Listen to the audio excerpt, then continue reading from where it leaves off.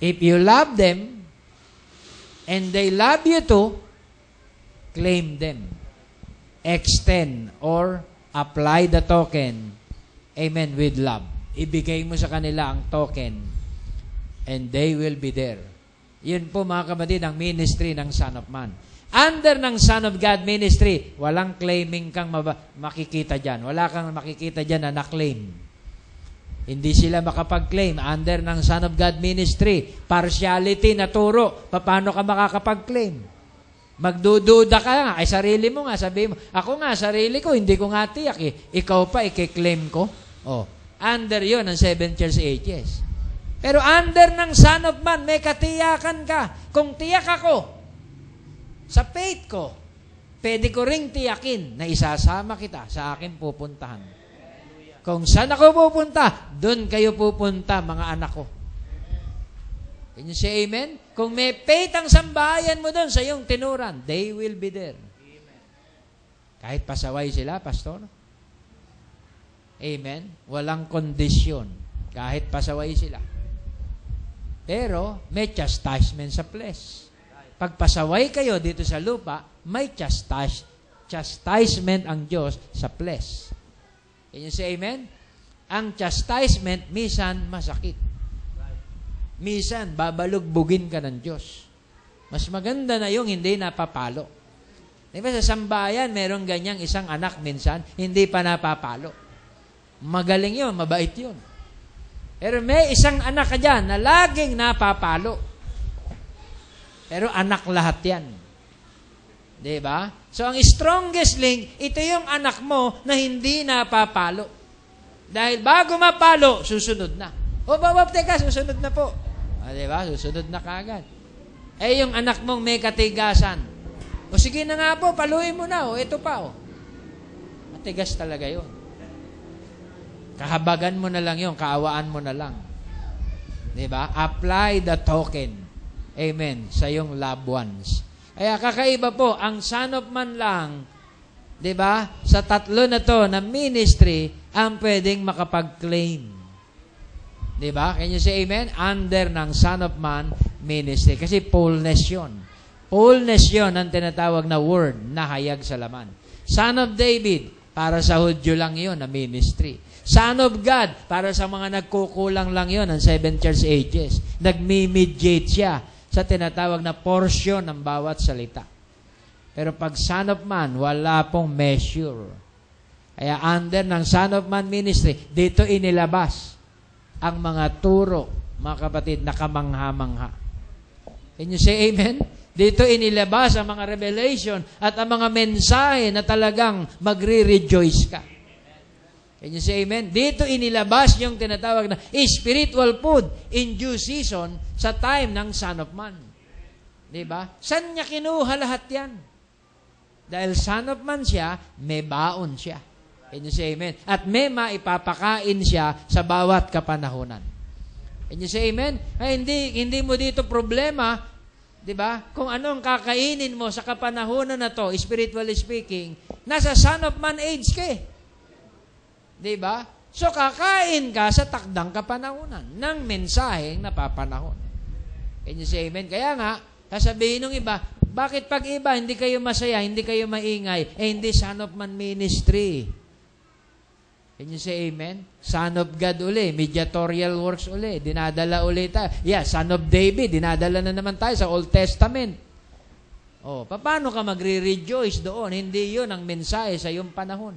Nakuha nyo, mga kapatid? Kagaya din ng Panginoon, humihingi ka ng prayer para sa iyong daughter, pero ang iyong claiming, Son of David. Oh, I am not a son of David para sa iyo. Kaya hindi binibigay ang mga perlas at pagkain sa aso.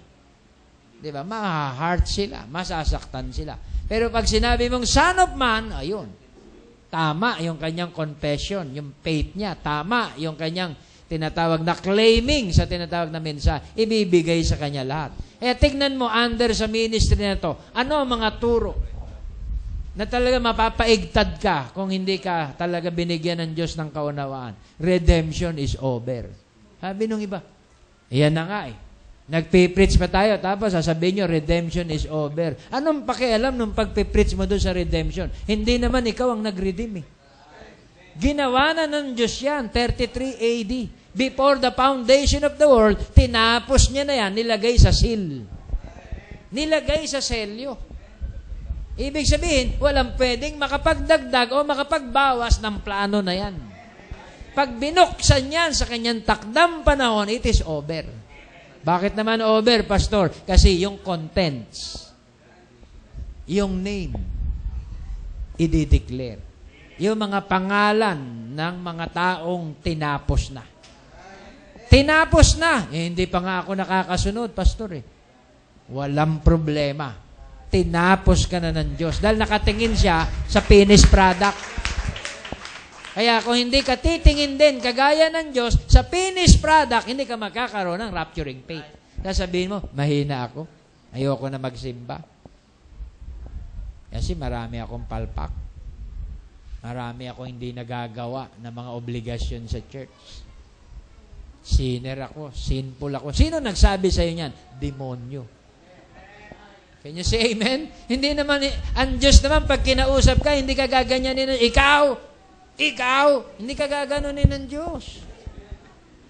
Sasabihin sa iyo ng Diyos, go and sin no more. Diba? Can you say amen?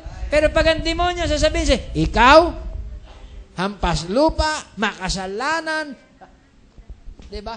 All manner of sin, ipapaalala lahat sa iyo ng demonyo. Pero pag si Kristo, ang Son of Man, ang mangungusap sa iyo, go and sin no more. Ha? Sabi ng mga Pariseo, nagpapatawad ng kasalanan. O, diba? O, nakita nyo, nakumpiyos sila. Inakusaan nila si Jesus, ano ito? Tao, nagpapatawad ng kasalanan. Tao ngayon, God prophet. Kaya sabi niya, go and sin no more. May sakit? Sino may sakit? Uwi ka na. Biruin mo na. Kaya nga ako nagpunta rito, Pastor, para magpa-pray. Tapos pauuwiin mo ako? Hindi, makinig ka. Go home. You are healed. You are healed. Kagaya nitong babae na to, pinauwi. Nasa prayer line. Can you say amen? Nung sambitin niya ang word na, Lord, pinauwi. Sige, okay. Uwi ka na. Lord, uuwi ka na. Magaling na ang anak mo. Pero kung hindi siya maniniwala sa salita na yun, wala. Naniwala siya. Kaya tinanggap niya ang kanyang kagalingan. Kaya under ng Son of Man ministry, kompleto na to. Kompleto, mga kabatid, na to. Wala ka nang hanapin under sa Son of Man ministry. Kaya yun ang tinatawag na fullness ng tinatawag na Son of Man ministry. Lumitaw siya sa panahon ng Satan's Eden. Tingnan mo ang panahon ng Satan's Eden. Pinulyot. Can you say amen? Nagkaroon ng moral decay ng mga kababaihan. Moral decay talaga, mga kapatid. Ngayon po, edad 70 na. Pero pag inayusan ng siyensya, mapagkakamalan mong 30 lang. Diba? Nakita niyo yung picture ni ano? Sino ba yung matanda na yun doon sa ano? Si ano? Asawa ni ano? Ni Dolphy ba yun? O, diba? O. Inayos ng siyensya. Lola na yun. Diba? Kaya hybrid ang panahon na to na ating ikinabubuhay. Amen. Satan's Eden ito. Kaya ang mga kababaihan dito dapat mamihis ng tinatawag na may moral.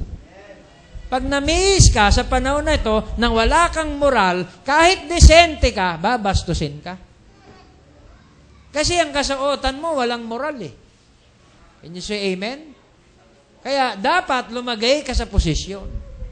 Kung ikaw ay tinatawag na may moral, magbihis ka na may kabanalan at kahinhinan. Di ba? Can you say amen? Hindi, uso na ngayon, pastor, yung maiiksi eh. Mga miniskirt. Yung mahaba, panahon pa yan ni Maria Clara. Di ba linang panahon ni Maria Clara sa age na to? Basta matiyak mo na mararapture ka. Naka-miniskirt ka nga, hindi mo naman tiyak na mararapture ka. Kada lakad mo, mga madaanan mo, mga kalalakihan, ang lilisik ang mata sa'yo. Di ba? Wala kang peace of mind. Hinihila mo sila sa impyerno. Alam niyo ba, mga kapatid, bawat kalalaman